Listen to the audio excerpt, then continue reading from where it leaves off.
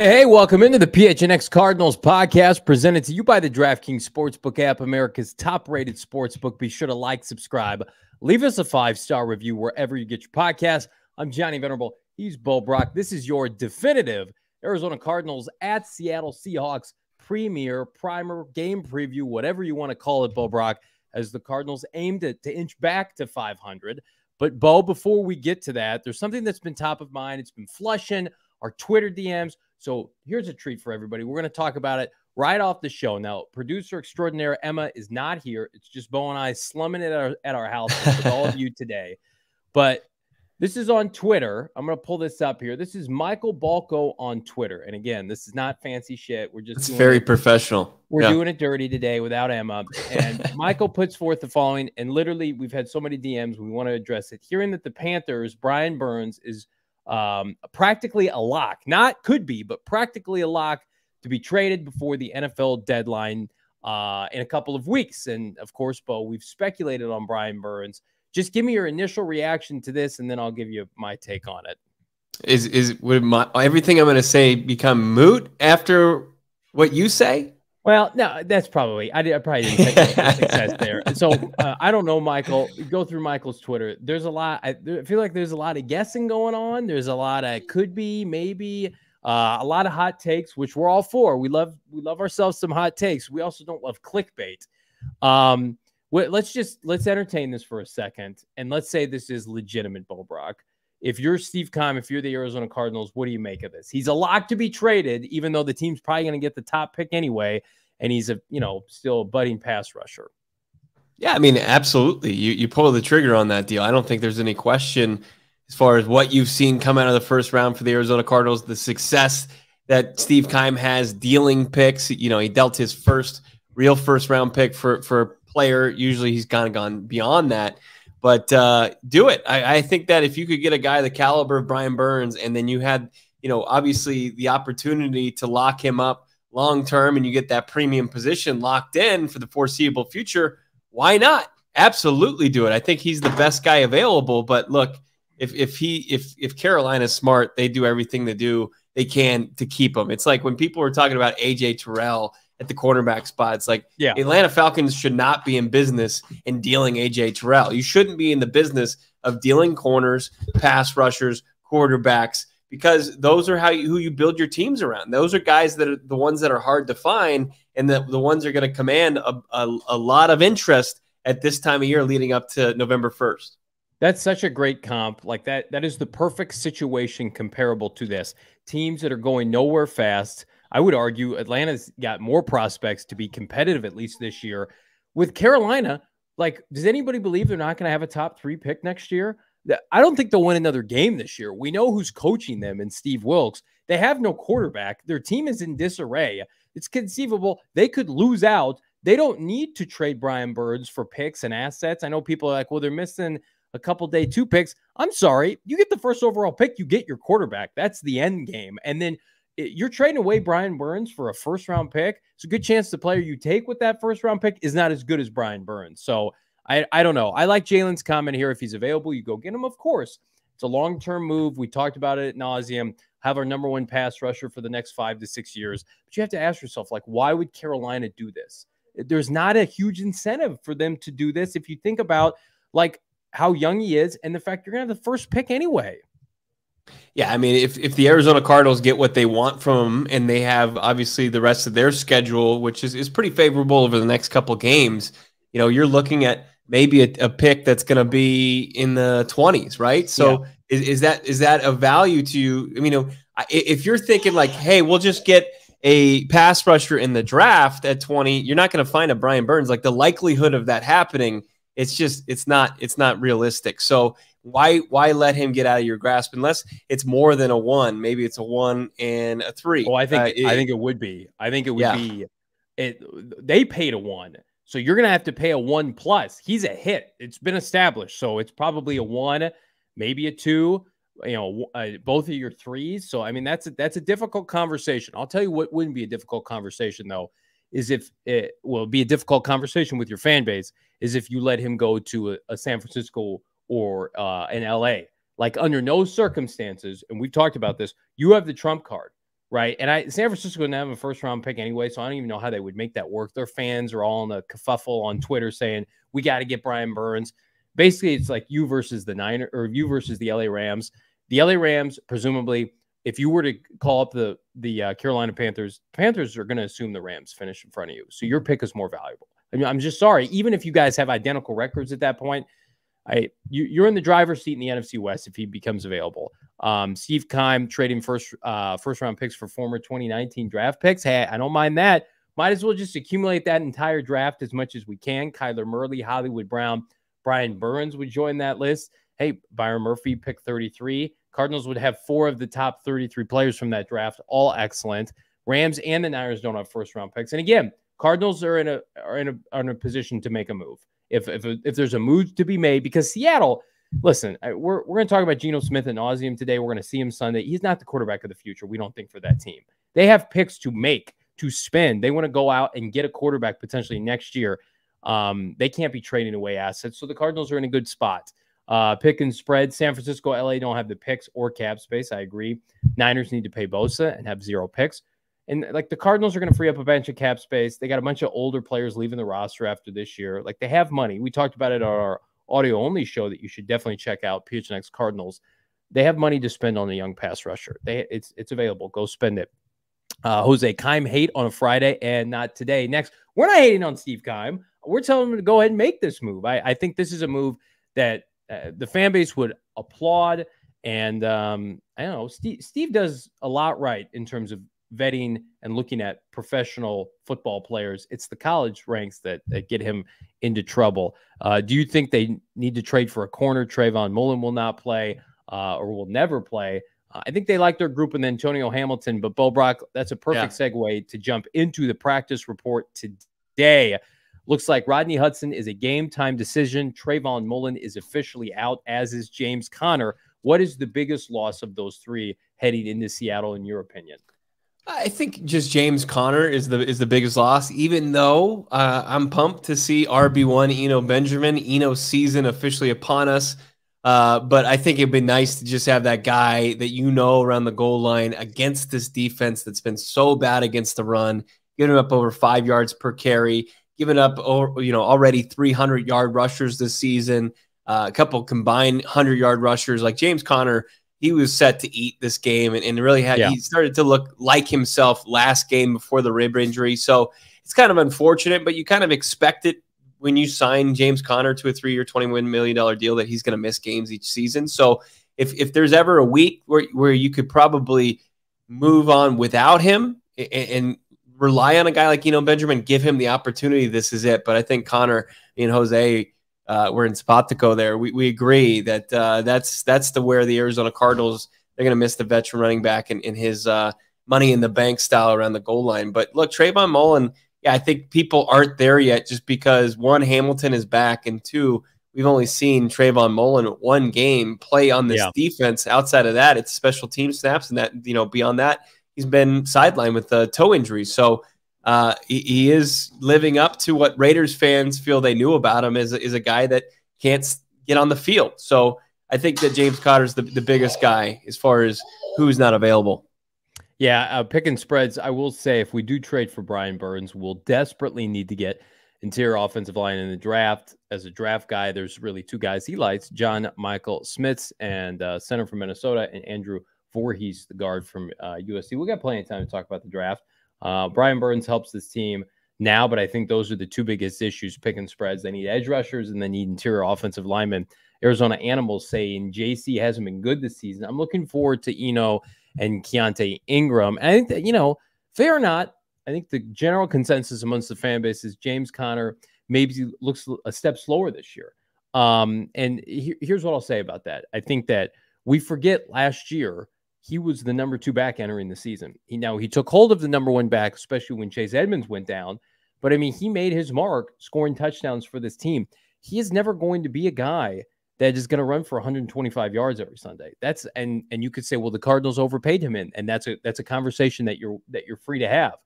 But I mean, he had 700 yards last year, but he had almost 20 touchdowns. The perfect, I think, complement to James is somebody like an Eno, where you can slash inside and out and give him time to, 60, 65, 70% of the snaps on a given Sunday. But James was never meant to be, in my opinion, especially given his injury history, which has already creeped up now, second year in Arizona, a guy that takes majority of the reps. It's just, that's not his game plan. So I think we need to be fair to James because he played fantastic last year. He's still very much one of the heartbeats of this offense and somebody that they lean on from a leadership standpoint, Bo. So, but I do think that they'll be fine this weekend without him. Yeah, I mean, so are you saying Mullen is your guy that you're most concerned about when you look at who's in and out? I mean, probably not, just because we haven't seen him really contribute at all. I don't like going into any game without Rodney Hudson. I don't think any of them, frankly, are a huge loss, though. Like if Zach Allen was out, or Byron Murphy, or J.J. Watt, or DJ Humphries, like, I think, knock on wood, these are all manageable situations. I'm going to talk more about Sean Harlow later, but I just feel like this is. Can we say the big one, though? Can we say the one that's been ruled out for almost the full week, and Matt Prater? That's the biggest loss. The biggest one. Yes. Yeah. I didn't even name that easily. Takes the cake. I mean, he was ruled out. He was ruled out on Wednesday, so it's one that kind of is looked over. But I mean, we're still looking at a Matt Amendola redemption game or revenge game or whatever the hell you want to call it. You just hope it's a better game for Matt Amendola, and if he's called upon to kick it from 40 plus, the team isn't put in a position to go for it if it's like 4th and long. I'd like to take revenge against Matt Amendola. Can I have a revenge game against Matt Amendola? No. We root for everybody to do well. He has a resume. Steve Keim was on 98.7 today, and he said Matt Amendola, of all the kickers they had worked out, was clearly the best. And it's just like, I get that. He probably looks great kicking in shorts at State Farm Stadium when there's no pressure and no one's sitting in the stands. But like, we have a resume. Like, listen, in the all contextualize this in the field that we're in. Like, you could be a fantastic private speaker with somebody. You could shoot the shit at a bar. I mean, we do this every day. It's not meant for everybody, right? And that's right. Matt Prater. That's Amendola. It's like, you're great when there's no audience, but we got to win some games, and you're causing us harm here every Sunday. The more you're active, because we can't trust you. You've never made a kick over 50 yards in your life, in your NFL career. You're almost at 60%. You're a liability. There are plenty of guys, if we want to just contextualize it and keep it in football, like, how many guys look awesome in shorts and a t-shirt at the NFL Combine, and then the games start and they can't play. It's really interesting that they go off of like workouts with kickers. I would much rather go off of guys with proven track records, a resume, how they've performed under pressure, because I think that doesn't show up in the scenario that you set out. It's like at the training facility in Tempe, and they got their warm-ups on, and anybody can kind of kick at that. You see all these like trick kick videos, and guys look like all-stars and all pros. But when it comes down to it, when you need somebody and you're down 3, or you have a chance to win the game, what's Matt Amendola? What has he proven? He's disappeared. And unfortunately for the Arizona Cardinals, they're going off of what they feel like they saw in a workout. And I would, to a lot of people in the chat, Arizona Animal saying that Blankenship is better. I agree with that. Why not just try that if a guy like Matt Prater is out? Is it a concern because they've got to pick up more and more money towards whatever cap space they have left? Is that an issue that they just can't keep recycling kickers at this point? What would you rather have, cap space or wins? That's an easy question. Yeah, for me. It costs you.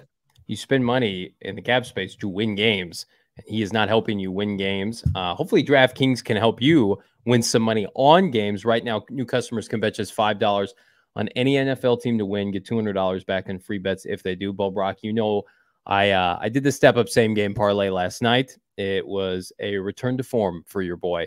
I hit a 4-leg parlay, $10 paid out, 110. My dad's here. We did the exact same bet. It was fantastic. Had to sweat it out at the end. The Commanders, though, never a doubt, taking it home money line.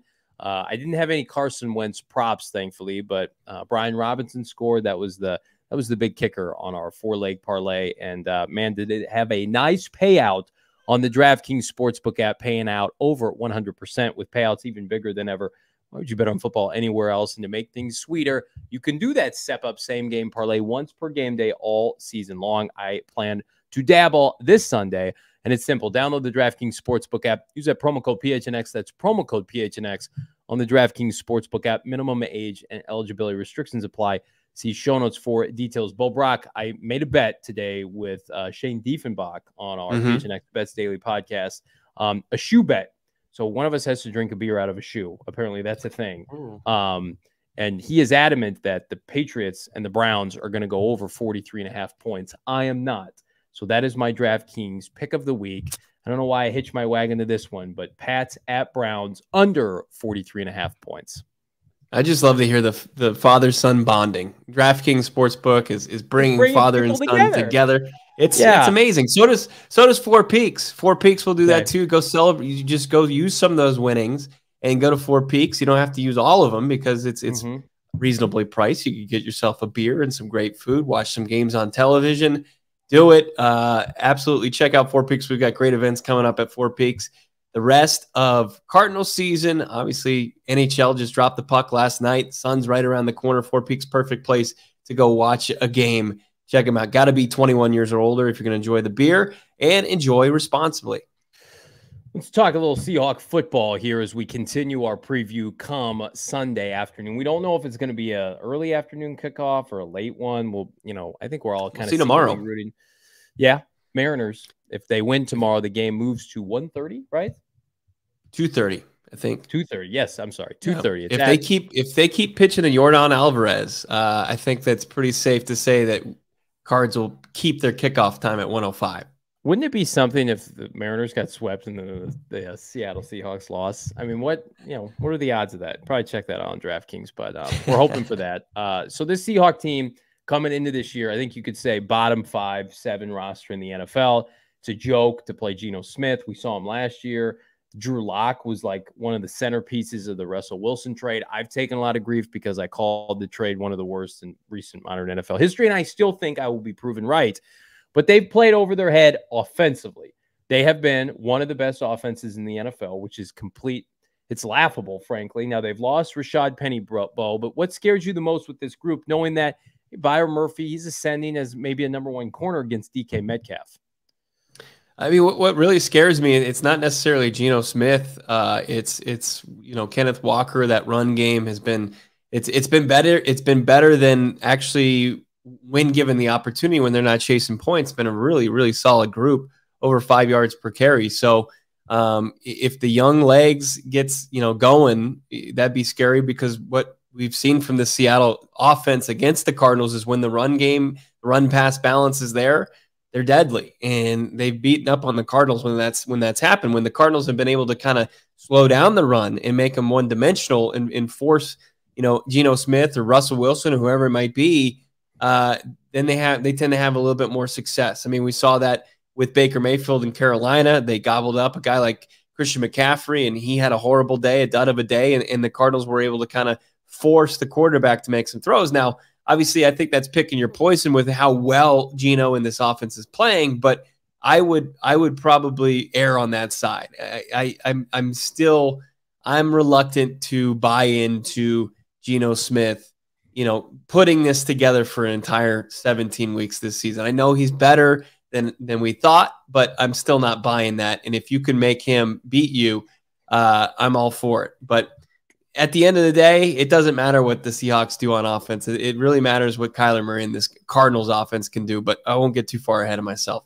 Well, Tyler Lockett always burns this franchise, and that's the matchup I'm a little bit more concerned about, because I'm seeing what I need to from Byron Murphy. I mean, Byron Murphy, especially against big physical receivers, has basically had his way against Devontae Adams, and then of course, last week I just feel like, to me, Marco Wilson against somebody like Tyler Lockett could be trouble for the Cardinals. Lockett has been one of the most productive receivers in the NFL this year. I do think that you can pressure Geno in this offensive line, especially from the interior. You're going to rely on Zach Allen and company, but I have major concerns, like we talked about, with these edge rushers for Arizona. And Chandler Jones used to always go into Seattle and just whoop these tackles. Yeah. With Russell Wilson, and you don't have that anymore. You don't have that length and explosiveness. So that's my concern. We can flip it to the offensive side of the ball. There is no reason. Let me add Noah Fant to the conversation because it seems like Philly emphasized getting Dallas Goedert the tight end for Philly.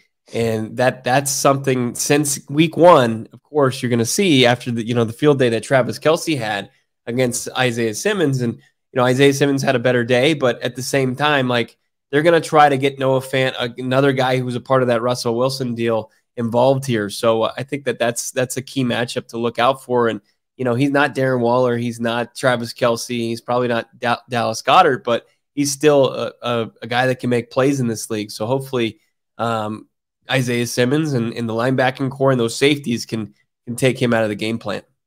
Yeah, Arizona Animal. I hear Seattle's got 3 good tight ends. I think they've got Will Dissly there still. Yeah. And they've always wanted to prioritize that position, and they've been productive. There's no doubt about it. The Cardinals need to be more productive on offense. Bo Brock, they need sustained drives. They cannot afford 3-and-outs. This crowd's going to be into it. The Cardinals are the worst first quarter team in the NFL, and the Seahawks are amongst the best first half teams in the NFL when scoring points. It's on the flip side in the fourth quarter. It would just be nice to be able to look up at the scoreboard in the first half of a game and see the Cardinals have a lead at some point, because I think this is the kind of Seattle team, and I feel like teams have been kind of playing into what their strengths are all season, at least offensively, where if you let them hang around, they're going to start to believe that they can play with you. And I think this is a game for Kliff Kingsbury and Steve Keim and Kyler Murray, the brain trust for this franchise. Like, no, Seattle, you were not supposed to be competitive this year. We're trying to make the playoffs. We made the $45 million investment in our quarterback. We traded for a first-round receiver. We're loading up to try to get to the playoffs. You're in rebuild mode. So this is the kind of statement game that you need, and you need your offense to be the catalyst for that. Yeah, and I feel like they've actually done a really good job on the road in these situations and against these teams that had little to no expectations, that kind of get on a little bit of a roll. I wouldn't necessarily say what Seattle's doing is roll. I mean, they're playing better than expected, but I remember like against the Giants a couple of years ago, they'd rattled off a few wins in a row, and Giants fans were out of their mind. And Kliff Kingsbury and Kyler Murray and those guys went in there and just they won handily. And they won handily against Carolina. Like 5 sacks at game or something. That might have been the contest, but I mean, this is a team that has done well against kind of fire extinguishing teams that have unrealistic expectations about where they are truly as a franchise. And hopefully that, it's not going to be a repeat of Detroit from, the one lone loss on the road, in the last season and a half. Yeah. I mean, but that's the outlier, right? I mean, other than that, this Cardinals team has been a wagon on the road, and you should expect the same. Like they need to go in and make Geno Smith look pedestrian, take care of business and slowing down the run. And that offense, for the love of God, figure it out. Yeah. If they get off to a fast start, and it's a big if, because to say, through 5 weeks that they haven't done it, all you're going off of is do factor.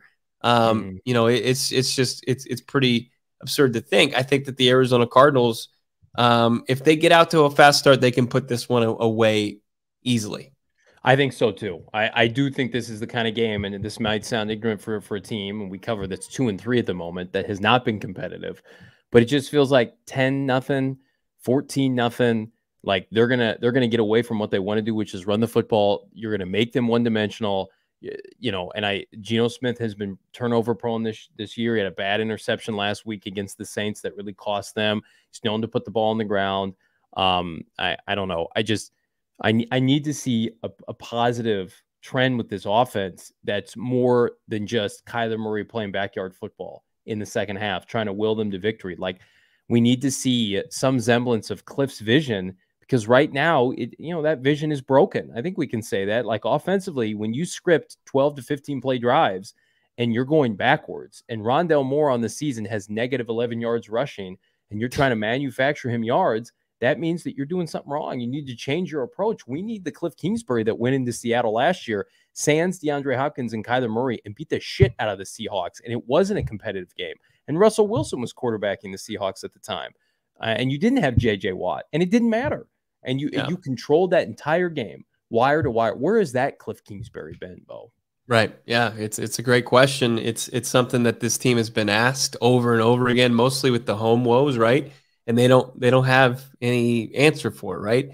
When I look at, let me ask you this: do you believe in Vance Joseph and the Arizona Cardinals defense? Do you think that they're at least a middle of the road defense at the end of the day? Like, I think that they've played really well, especially after KC. They've played really well. You know, they gave up 23 to Vegas. They gave up 20 to LA. And then, you know, they were able to shut down Carolina, and in Philly. They held Philly to just over 20 points. So do you believe that this is a decent defense? Yeah, I underestimated them. I do think they're overachieving, but they had to have a couple of things happen, right? Zach Allen, Byron Murphy had a pop in their fourth year.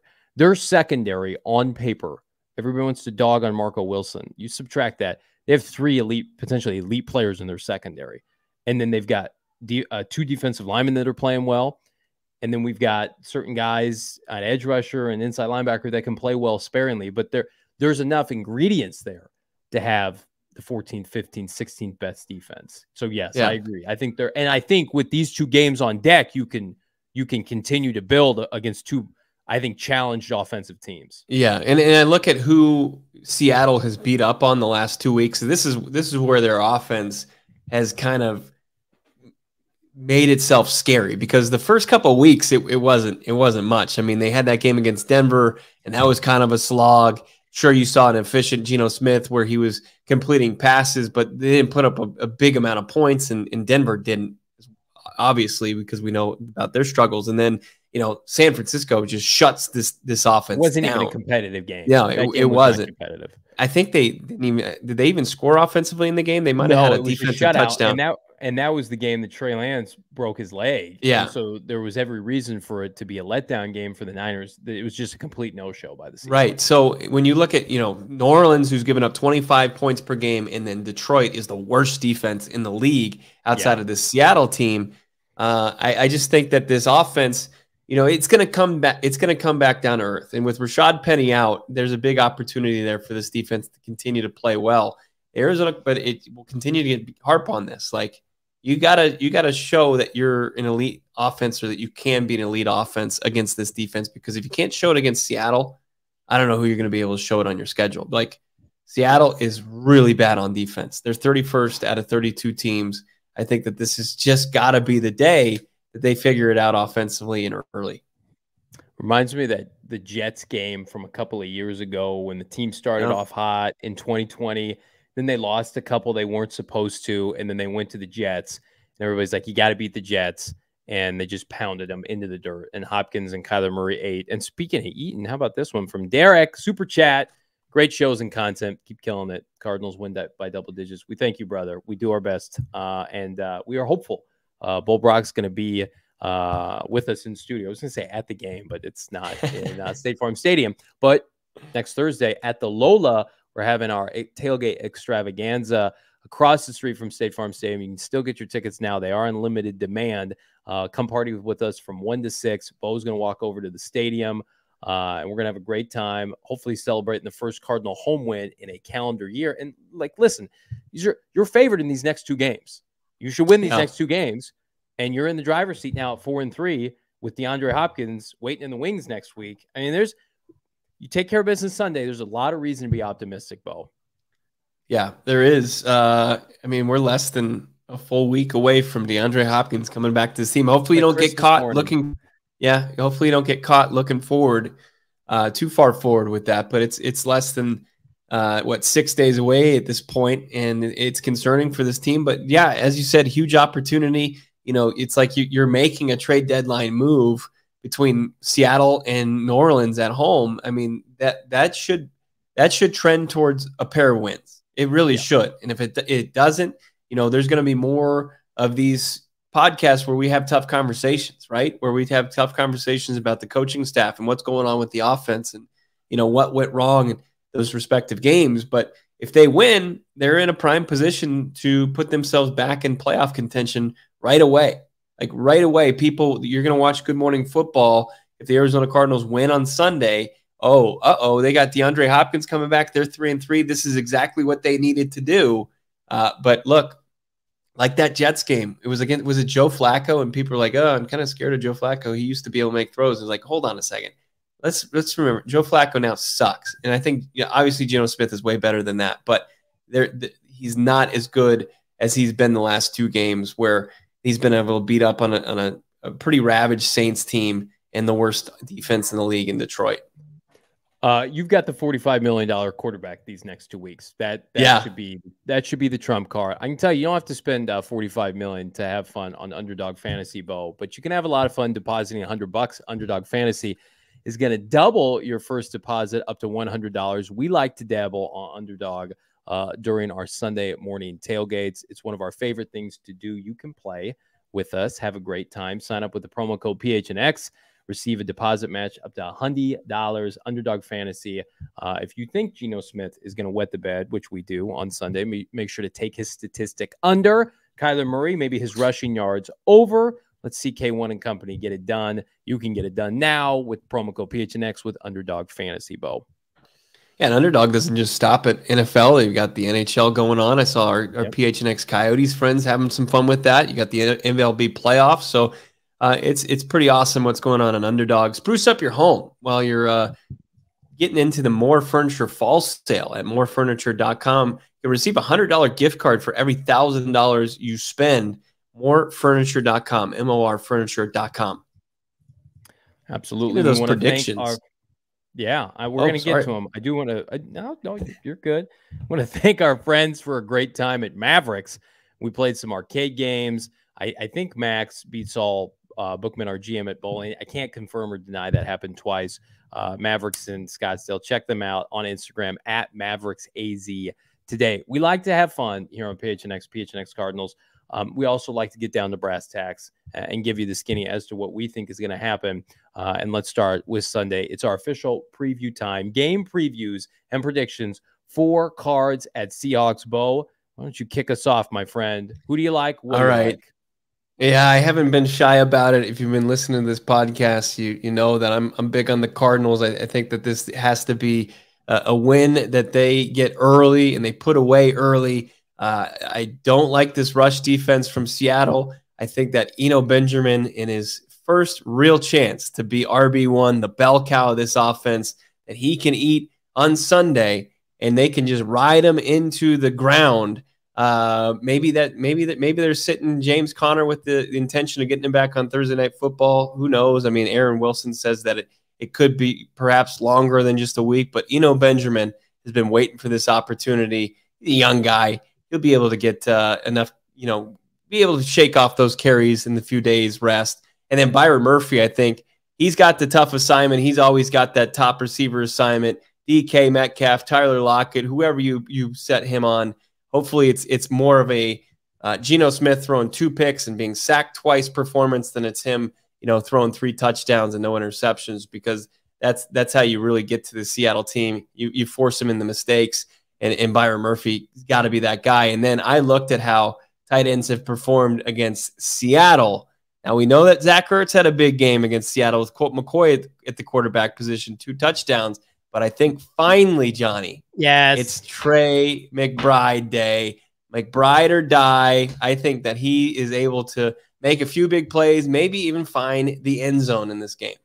I can't believe that that's on the screen right now. I want to believe 2 weeks ago against Carolina, trending up. Didn't play much last week. I think that changes this week. I love it. I'm on the same wagon with you in terms of the Cards getting a dub, because I just, the Cardinals are a better team. So we're going to go with the better team on Sunday. I like Bo's predictions. Here are mine. Cards win 27-20 behind. Hey, look at that. Eno Benjamin. You and I doubling down on sweet baby Eno out of the valley. And listen, you watch him run, physical yet elusive. He's got the speed, the athleticism. And again, I don't think he's your bell cow back for 17 games, but you need to saddle up against one of the worst run defenses in the NFL. I think this little man's going to go for over 100 yards. He's already, if you listen to all the fantasy pundits, they think he is going to be a top 12 fantasy back this weekend. If you're into fantasy on the defensive side, I'm going to say Isaiah Simmons builds off his best performance of the year, 13 tackles last week. I think I'm going to go on record. I think Isaiah Simmons gets a turnover-worthy play, whether it's an interception, a forced fumble, a fumble recovery, a strip sack. We're going to see number 9 flash, because I believe that he is going to gain confidence week to week, because now there's no Nick Vigil behind him breathing down his neck, and the Cardinals have to play him for better or worse. And I think that He's one of those players that you have to embrace. You have to wrap your arm around. He only kind of responds to a certain level of motivation. And so I am all in on Isaiah Simmons. And then Sean Harlow. I don't know if Rodney Hudson's going to play, but if he doesn't, I have confidence that Sean Harlow is going to contribute second consecutive positive week. He was the highest rated according to PFF. The Cardinals pass blocker last week. I think he doubles down this week against a worse defensive line, far worse than what Philadelphia had to offer. He's 27 years old. Is he going to be the heir apparent to Rodney Hudson? I don't know. But this is a team and an organization that had a lot of confidence in him, and I do believe, Bo Brock, had Rodney Hudson retired, this would have been the starting center this year. They brought in Billy Price. He's a backup at this point. I like Sean Harlow. I like Eno Benjamin to be the banner of the offense this week. And I like old Isaiah Simmons to take it down defensively. So those are our predictions. Let us know your predictions here in the chat, Bo Brock. Yeah, let's see them. See who you think is going to flash on Sunday. It's kind of a homecoming for Budda Baker, Byron Murphy, Jalen Thompson of sorts. He went on the east side of that state, but he spent some time in Washington. Some guys that they like to go up there and play in front of the 12s. They embrace it. And this team obviously embraces any road challenge. And you just hope that they can continue with that. Go to 3-3, go to 1-1 in the division. If you can't sweep the Seahawks, I mean, it's one of those tough conversations where, like, what's going on with this team? It's like, talk to your kids and say, hey, at the end of the day, guys, the Cards aren't very good. We got to put on Paw Patrol. We don't want to watch these Redbirds anymore. But we're not at that point yet because we never give up on our team. Diego 7 in the chat. Guess who just signed Eno to their fantasy team? Let's go. JT has been selling. Hey, how about it? Old Daddy Fantasy didn't get it done. I forgot to put a waiver claim in on Eno. That was my fault. Nightingale Sunset. Your guy Cam. He's out for personal reasons. Like, when you look at this Cardinals running back room, it's almost like it's not even the worst in the NFC West. Like, there's running back problems all up and down this division. Eno Benjamin is a starter on a lot of teams, I feel like. Yeah. And every time he touches the football, it's like what Chase used to do, but I think he's a little bit more physical. He can fall forward. He was an inside runner. I was talking to my dad about this. He had 1,700 yards in the Pac-12. And like 20 touchdowns, and with the 7th round, think about that. Think about that for a second. He had a 3rd round grade from Lance Early in NFL.com. You run for 1,700 yards in a Power 5 conference, and you're sitting there on draft weekend, and your local team has to throw you a bone. It was a throwaway 7th round pick. I'd be pissed off too. He's a real football player. I think a lot of people thought, myself included, I'm not from the Valley originally. I didn't go to ASU. I'm like, oh yeah, just another ASU connection for the Cardinals. Let's see, practice squad guy. I watched him at ASU. He's fine, and he's a real good player. I'm excited for him, and I want to believe, Bo, all of Kliff's comments that this is an RB1. This is a guy who we do think can be a future, prominent back for us. Yeah, no doubt about it. And hopefully we're celebrating post-game. We can hang out, pop some OGs. Flavors life, kind of flavors this offense a little bit. But OGs is doing something completely different. Outside of just flavoring life, they're flavoring dreams with their sleep time gummy. So if you can't calm yourself down after a big dub for the Arizona Cardinals, pop one of these OG sleep time gummies, the aquaberry flavor. It's got the 2-to-1 THC to CBN ratio gummy. CBN is the compound that helps specifically with falling and staying asleep. Highly recommend you check out OG's online, all their products, ogsbrands.com, and on Instagram at ogsbrands. And you can find their products at your local dispensary. You got to be 21 years or older. You don't have to be 21 to stay hydrated. I try to stay hydrated as much as I can here in the desert. It's hot. I live in Maricopa. It's extra hot here. Bo and I, kind of the matching tumblers, not on purpose. That's a cute coincidence here. Now, mine's a little stockier. You know how I roll with the Yeti, but we're not promoting. Oh, yeah. Them. But we want to remind everybody, visit azhealth.gov, get some water in your system, stay hydrated, especially as you're out trick-or-treating this year, like we will be. I want to remind everybody else, too, you can pick up this fire t-shirt right here from the PHNX merchandise locker. You can cop it for free if you become a member just under $60 using that promo code Howard on gophnx.com. Read the many works of our great Howard Balzer. Over 30 years in the business, St. Louis to Arizona, covering the Cardinals for a long, long time. Cop this free t-shirt in the process. Hollywood Hills sign on Camelback, or we've got this one, the touchdown celebratory t-shirt. Bo and I are still trying to cop our free offerings from this shirt. Doesn't look like, Bo, that's going to happen. We're going to have to open up the wallets, but that's okay because this is premium t-shirt material, soft. I exercise in mine. They last. Washer, dryer, safe. Again, you like what you see, check it out at more PHNX merchandise locker. Go PHNX.com. I'm wearing that thing out a night on the town. I love that shirt so much. You're just wearing yours on the treadmill. Come on. I did like, or I appreciate Jose's question here about Byron Murphy, who did show up on the injury report today. He's dealing with a groin issue. I don't know really the severity of it. It's probably something that popped up today. But you hate to see it because Byron Murphy, he started out of the gates last year healthy, and then he just got kind of brought down by nagging injury after nagging injury. So you hope that it's not the same issues that he's dealing with. I don't know. I haven't seen anything from our insiders across the nation, whether it's Ian Rappaport or Aaron Wilson or Adam Schefter, that would think that it's something that's going to keep him out of this football game, because that would be a bummer, because right now he's playing his true position inside. And then you've got Marco Wilson and Antonio Hamilton, who I expect his snap count to go up significantly this week as he continues to find his legs. I would also say that's a matchup where, I mean, you don't want a safety on DK Metcalf, but if he did play, you could give him some help. He's not a burner necessarily. You can be a little bit more physical with him. I mean, would you be tempted to put Isaiah Simmons on DK Metcalf? That would be an interesting battle. Are they giving those gummies to Cardinals in the first quarter? Why are they sleepwalking? That would be one explanation. I don't think that's the case, though. You can take some after the game and be in good shape. Is it the CBN? Is that what it is? Is that the CBN? It's just hitting them right there. That's no good. No, that's no good. What is good is Bo and I are going to be live basically all day Sunday. We got your Arizona Cardinal primer. We're going to be live for our halftime show with the great Frank Sanders, live from the PHNX studios.